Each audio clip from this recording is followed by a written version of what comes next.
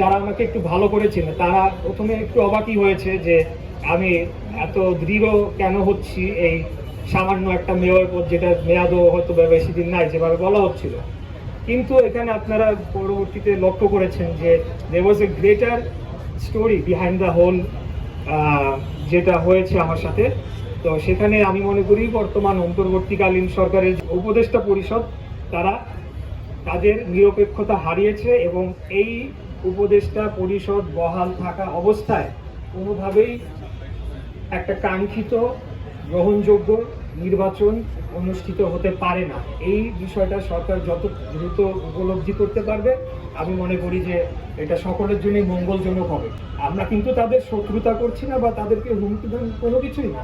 আমরা খালি বলছি যে আপনারা রাজনীতি করবেন, তাহলে পদটি ছেড়ে দিয়ে আপনারা রাজনৈতিক দলে যোগ দিয়ে আপনাদের রাজনৈতিক কর্মকাণ্ড করুন।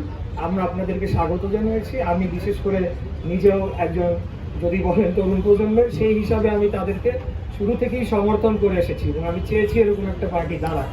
কারণ বয়স কম থাকা অবস্থায় রাজনীতি করতে গেলে যে বিড়ম্বনা বা সমস্যা ফেস করতে হয় সেগুলো আমিও ফেস করেছি, তাই তাদের কষ্টটা নিয়েছি।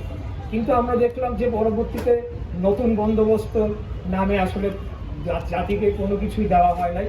আমরা নতুন পার্টির মূল নীতি বলেন বা বিভিন্ন বিষয় সম্বন্ধে আমরা অস্পষ্ট এবং তাদের কয়েকজন উপদেষ্টার বিরুদ্ধে সুনির্দিষ্টভাবে দুর্নীতির অভিযোগ পাওয়া গিয়েছে অথবা তাদের ব্যক্তিগত কর্মচারীদের বিরুদ্ধে। অতএব আমরা মনে করি যে আসলে যে প্রত্যাশা আমরা সকলে এদের প্রতি করেছিলাম, যে তাদের প্রতি যে ভালোবাসা যে মায়াটা আমাদের ছিল সেটা থাকবে, সেই জায়গাটা নষ্ট হবে না। কিন্তু আমি মনে করি যে রাজনীতিতে আসার মাধ্যমে তাদের যে সুনির্দিষ্ট যদি একটা পরিকল্পনা থাকতো তাহলে পরে ভালো হতো। যেহেতু সেটা অনুপস্থিতি আমরা দেখতে পাচ্ছি, বিভিন্ন ধরনের বিতর্কে তারা জড়িয়েছে, তাই তাদেরকেও পদত্যাগ করতে হবে এবং আসলে রাষ্ট্রের মতো চলবে। আমরা এখানে কেউই অপরিহার্য না, নট আ সিঙ্গেল পার্সন।